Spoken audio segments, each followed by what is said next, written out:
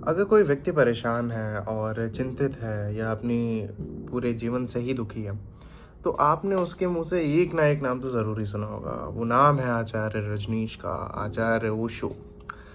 ये नाम ही अपने में काफ़ी चिंताओं को मिटा भी देता है, पर काफ़ी प्रश्न भी दे देता है। पर आखिर क्या है असलियत आचार्य रजनीश की? क्योंकि ये जो मीठे शब्द हैं आचार्य के, ये कसम से अगर मैं बयां करूं तो ये इतने मीठे शब्द हैं कि मात्र एक सत्र से ही ऐसा लगता है कि सारी बुद्धि का जो भार है वो हट चुका है। तो आज हम उन्हीं की एक बहुत अच्छी पुस्तक जो कबीर साहब पे है, जो कबीर साहब की तो मैं आप लोगों से क्या ही कहूँ, आप लोग खुद ही समझते होंगे कि कबीर साहब का संत संत समाज में क्या नाम है। तो आज हम जो कॉम्बिनेशन देखने वाले हैं दर्शन का, वो है आचार्य रजनीश और साहब का, कबीर साहब का। किताब का नाम है कहे कबीर दीवाना। ये किताब है हमारी। आज हम इस किताब के कुछ पन्ने लेने वाले हैं, कुछ समझने वाले हैं चीज़ें, एक पर्सपेक्टिव भी मैं रखूँगा। बाकी आचार्य से तो आप पहले से ही वंचित होंगे, शायद तभी आप इस वीडियो पे भी क्लिक करें। तो हम शुरू करते हैं प्रस्तावना से। इस किताब की शुरुआत होती है कुछ बहुत अच्छी लाइनों से, जो असल में समझाती है धार्मिकता और दार्शनिकता के बारे में। बहुत रोचक बात है कि आचार्य रजनीश धार्मिकता और दार्शनिकता को अलग अलग कर रहे हैं, जबकि अगर आधुनिक काल के हम दार्शनिकों को देखें तो वो धार्मिकता और दार्शनिकता को एक मान रहे हैं। आचार्य प्रशांत उनमें से एक व्यक्ति हैं जिनका मानना है कि सही की रिलीजियसनेस आती है फिलोसॉफिकल अप्रोच से, जो कि बहुत फैसिनेटिंग चीज़ है अगर हम ध्यान से इस चीज़ को समझें। बट यहाँ पे आचार्य रजनीश डिवाइड कर रहे हैं इन दोनों चीज़ों को। वो कह रहे हैं रिलीजन अलग है, फिलोसफी अलग है, रिलीजियस पर्सपेक्टिव अलग है, फिलोसॉफिकल पर्सपेक्टिव अलग है। लाइन पहली कुछ इस प्रकार की है कि जीवन के प्रति एक तो दार्शनिक की दृष्टि है और एक धार्मिक की। पहले बांट दिया इन्होंने अप्रोच बांटा। इन्होंने कहा कि एक अप्रोच है दार्शनिक की, एक है धार्मिकता की। मैंने चूंकि कुछ हाईलाइटेड इसमें लाइंस रखी हैं, तो उस हिसाब से हम देखते हैं। कितना ही सोचो, कितना ही विचार, कितना ही सोचे, कितना ही विचारे, सोच विचार कभी केंद्र तक नहीं जाती है। इससे मुझे एक और बहुत खूबसूरत लाइन याद आती है आचार्य शंकर रचित विवेक चूड़ामणि में, कि विचार से चित्त की शुद्धि मात्र होती है। ये मुझे लाइन इतनी खूबसूरत लगती है कि मैं अपनी कई वीडियोस में इसको कोट कर चुका हूँ। ये लाइन अपने में दर्शाती है कि विचार अपने में किसी भी दार्शनिक को जन्म नहीं दे रहा है, किसी भी समाधि को जन्म नहीं दे रहा है। अगली लाइन में आचार्य कहते हैं कि दार्शनिक बहुत सोचता है, सिद्धांत निर्मित करता है, शास्त्र बनाता है, लेकिन उसके सभी शास्त्र अधूरे होंगे। जबकि हम एक कॉन्ट्रडिक्शन देख सकते हैं यहाँ पे, बहुत साफ साफ एक कॉन्ट्रडिक्शन दिख रहा है। कुछ लोग तो तुरंत ही इस कॉन्ट्रडिक्शन को समझ गए होंगे कि आचार्य प्रशांत यहाँ पे अलग बात बोल रहे हैं। आचार्य प्रशांत यहाँ पे ये कह रहे हैं कि दार्शनिकता से ही धार्मिकता का जन्म हो रहा है, दार्शनिकता के बिना धार्मिकता का जन्म नहीं हो सकता है। और जबकि आचार्य की इस लाइन को मैं वापस से कोट करना चाहूंगा। वे कह रहे हैं कि दार्शनिक बहुत सोचता है, सिद्धांत निर्मित करता है, शास्त्र बनाता है, लेकिन उसके सभी शास्त्र अधूरे होंगे। क्या है इस बात का मतलब? क्या हम इसका अर्थ निकाल सकते हैं? यहां पे अगर हम सोचें, विचारें और किताबों का रेफरेंसेस लें, तो यहाँ पे आचार्य का हमेशा से कहना है कि विचारों से मुक्त हो, विचारों से मुक्त हो, विचारों से मुक्त हो।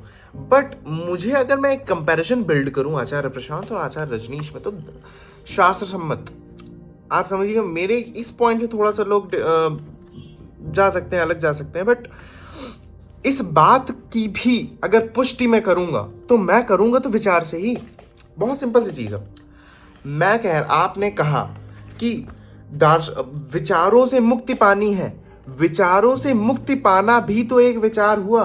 वो पहला विचार हुआ, वो फर्स्ट विचार हुआ, वो फर्स्ट थिंकिंग हुई, वो फर्स्ट थॉट हुआ। उस फर्स्ट थॉट से ही तो मैं थॉटलेस हो पाऊंगा, अगर ऐसा कोई वर्ड बन सकता है तो। बहुत फैसिनेटिंग चीज है यहाँ पे मुझे थोड़ा सा मैं कॉन्ट्रडिक्शन बिल्ड कर रहा हूं या है, आप लोग कमेंट में बताइएगा, क्योंकि यहाँ पे मैं थोड़ा अपना पर्सपेक्टिव रख रहा हूं। आचार्य जो यहाँ पे बात कह रहे हैं, ये भी तो एक विचार से ही तो जन्मेगी, तभी तो विचार खत्म होंगे। बहुत सिंपल सी बात है। तो यहाँ पे हमने एक डिफरेंस भी समझा पर्सपेक्टिव लिया है, ये बात अपने में अच्छी है, बट एक हमने पर्सपेक्टिव लिया कि उपनिषद, क्योंकि आचार्य शंकर अपने सबसे बड़े प्रमाण को उपनिषद मानते हैं, उनका सबसे बड़ा प्रमाण उपनिषद है। उपनिषदों का तो ये कहना है कि एक विचार की आवश्यकता तो होगी, एक विचार की आवश्यकता तो होगी समाधि को पाने के लिए, ब्रह्म को पाने के लिए, ब्रह्म में लीन होने के लिए। ये तो फैक्ट है, इससे तो मुझे नहीं लगता कोई भी यहाँ पे डिनाई करेगा। अब आगे जो लाइन है वो इस लाइन को और अच्छे से समझाती है। अगली लाइन बहुत सिंपल सी है, धार्मिक व्यक्ति विचारता नहीं, विचार को छोड़ता है। यहां पे आचार्य रजनीश ने एक बात और कहा, ये बात कहीं ना कहीं मेरे पॉइंट को, यानी कि आचार्य प्रशांत के पॉइंट को, आचार्य शंकर के पॉइंट को, उपनिषद के पॉइंट को और ज्यादा ही साफ कर देती है। इसका क्या मतलब हो सकता है? धार्मिक व्यक्ति विचारता नहीं, विचार को छोड़ता है। धार्मिक व्यक्ति विचारता, इसको अपने अंदर जाने दीजिए, इस लाइन को अपने अंदर जाने दीजिए। धार्मिक व्यक्ति विचारता नहीं, विचार को छोड़ता है। ये भी आने के लिए एक विचार की आवश्यकता है, इस लाइन को भी समझने के लिए एक विचार की आवश्यकता है कि अच्छा, इसी को पहला विचार कहा गया है शास्त्रों में। तो आचार्य रजनीश की यहां पे बात थोड़ी सी गलत है, क्योंकि सोचना एक प्रोसेस है। मैं गलत हो सकता हूं, मैं बिल्कुल नहीं कह रहा हूं, अगर मैं गलत हूं तो आप एक तमीज के दायरे में रहते हुए कमेंट सेक्शन में ये बात लिखिएगा। ये लाइन मैंने ली है, मुझे कॉपीराइट ना आ जाए, देसी फिलोसोफर से मैंने ये लाइन ली है, क्योंकि मैं उनको बहुत सुनता हूं, क्योंकि उनका फिलोसॉफिकल कंटेंट एकदम टॉप नॉच है। अगली लाइन पढ़ते हैं, तर्क नहीं करता, चिंतन मनन नहीं करता, उन सभी तरंगों को शांत करता है। ये भी एक चिंतन से आ रही, ये भी एक कंटेम्पलेशन से आ रही है। आप अगर एक लाइन सुनते होंगे तो आपको पता होगा कि ब्रह्म चिंतन, ब्रह्म का चिंतन नहीं हो रहा है वहां पे आत्मचिंतन हो रहा है। वो आत्मचिंतन ही ब्रह्म की तरफ ले जाएगा। समझ पा रहे हैं आप? तो प्रॉब्लम यहां पे सिंपल सी है, बहुत सिंपल सी प्रॉब्लम है कि आचार्य रजनीश जो यहां पे क्लेम कर रहे हैं कि तर्क नहीं करता, चिंतन मनन नहीं करता, उन सभी तरंगों को शांत करता है। इस शांति का भी जन्म एक पहले विचार से होगा। मैं कोई यहाँ पे उनकी बात को गलत ठहराने के लिए नहीं आया हूँ, बट यहाँ पे मैं थोड़ा सा, जैसे अगर कहा जाए तो ग्रीक फिलोसोफर्स के बारे में कहा जाता है कि सुकरात ने अगर कोई बात गलत कही है तो अफलातून ये नहीं कहेंगे कि सुकरात ने गलत कहा है, या अफलातून कहेंगे कि यहाँ पे हमारे गुरुदेव ने थोड़ी कम बात कही है, हम इसमें और जोड़ रहे हैं, उन्होंने आधी बात कही थी, हम इसको पूरी बात कर रहे हैं। तो कहीं ना कहीं, चूंकि मैं कुछ नहीं हूं कि मैं उनकी बात को पूरा कर पाऊं, बट मैं एक पर्सपेक्टिव रख रहा हूं बस यहाँ पे। I am just putting my own perspective.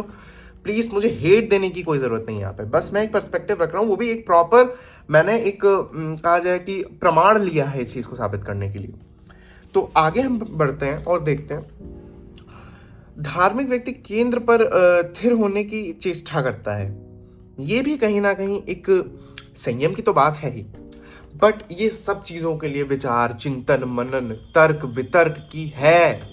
इस बात को आप डिनाई नहीं कर सकते हैं। कोई यहाँ पे मेटाफिजिकल रियलिटी को भी समझने के लिए अगर सो कॉल्ड, फिर हम इस कंक्लूजन पे भी पहुंचेंगे कि ब्रह्म भी कोई मेटाफिजिकल रियलिटी नहीं है। असल में हमें लग सकता है, हमें ऊपर से सतह से हमें लग सकता है कि जो ब्रह्म है वो एक मेटाफिजिकल रियलिटी है, जबकि मेटाफिजिकलिटी अगर कोई वर्ड एग्जिस्ट करता है तो वो उपनिषद में नहीं आएगा। मेटाफिजिक्स उपनिषद में ब्रह्म के बारे में तो नहीं आएगा। ये आप मान के चलिए। अभी मैं गलत, आपको लग सकता है कि मैं गलत हूं, यहाँ पे आप समझ सकते हैं कि मैं ये लड़का पागल हो गया, इसने फिलॉसफी पढ़ी नहीं है, बट मैं इस चीज को प्रूव भी कर सकता हूं। आगे बढ़ते हैं, इस वीडियो में तो नहीं प्रूफ करने वाला हूं मैं।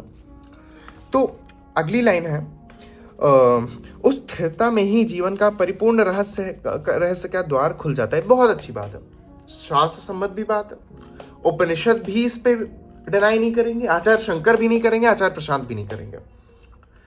मेरे अकॉर्डिंगली हो सकता है कर दे, हो सकता है वो कुछ और ऐड ऑन करे, बिकॉज अगर मैं ऐड ऑन कर रहा हूं तो क्या वो नहीं करेंगे?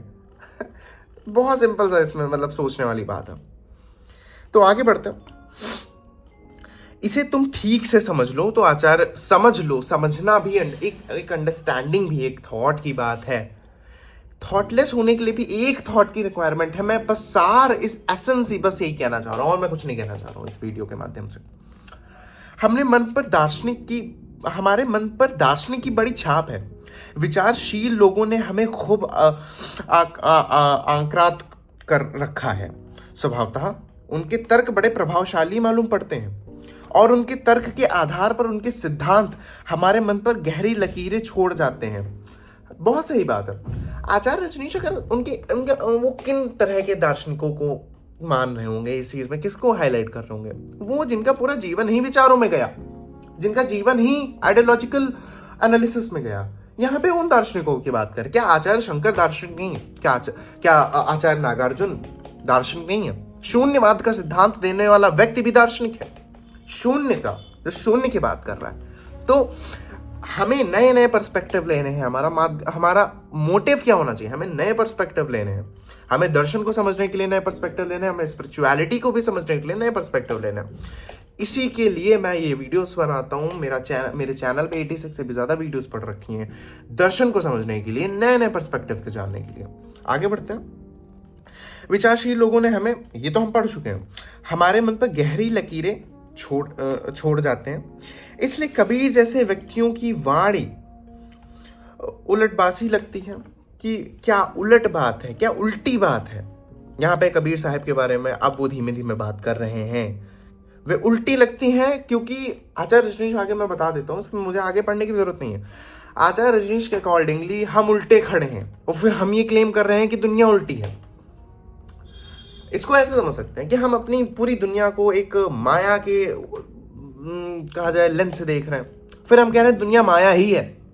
हम कह देते हैं ये डिब्बा माया है, ये हाइलाइटर माया है, ये बुक माया है, जबकि हम लेंस माया का यूज कर रहे हैं। एक मेटाफोरिकली चीजों को समझाने की कोशिश कर रहा हूँ। इसमें ज्यादा आप अगर डेप्थ में जाएंगे तो मैं गलत ही हूँगा मैं गलत ही हो जाऊंगा। बट हम एक पर्सपेक्टिव ले रहे हैं, हम एक बात समझने की कोशिश कर रहे हैं। तो यहाँ पे मैंने एक पहला पेज कवर करा है, इसका फर्स्ट पेज मैंने कवर कर लिया है इसका।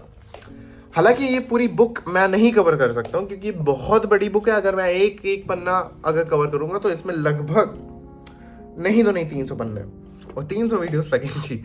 पर हमने इस किताब का मैंने इसको यूज करा है एक पर्सपेक्टिव देने के लिए इस चैनल से, दर्शन को समझाने के लिए। तो अगर आपको हो सकता है कि मेरा एक भी ओपिनियन ना पसंद आया हो, मेरा एक भी ओपिनियन, अगर आप बहुत ज़्यादा ओशो को सुनने वाले हैं, समझने वाले, तो मेरा एक ओपिनियन भी आपको नहीं अच्छा लगा होगा, वो भी मैं एक्सेप्ट करता हूँ। बट प्लीज़ एक पर्सपेक्टिव के उससे इस वीडियो को देखिए कि मैंने एक पर्सपेक्टिव रखा है। I might be wrong about everything, तो प्लीज़ वैसे ही रिएक्ट करिए जैसे मैंने इसमें डिस्क्लेमर दिया है। मेरे चैनल पे दर्शन से रिलेटेड बहुत सारी वीडियोस पड़ी हैं। अगर आप दर्शन से रिलेटेड वीडियोस देखना चाहते हैं, आपको मज़ा आता है दर्शन समझने में, पॉप फिलोसोफर्स को पढ़ने में, एंशिएंट फिलोसोफर्स को पढ़ने में, तो आप मेरे चैनल पे विजिट कर सकते हैं। बहुत सारी वीडियोस पढ़ी है, अलग अलग पर्सपेक्टिव दिया है, वेस्टर्न ईस्टर्न सब फिलोसफीज कवर करी है मैंने। इस वीडियो में हमने आचार्य रजनीश की किताब का प्रस्तावना का पहला पेज कवर करा है। अगर आप चाहते हैं कि मैं आचार्य रजनीश के ऊपर और वीडियोस लाऊं तो कमेंट सेक्शन में ज़रूर बताइएगा। एंड बस, thank you so much for watching.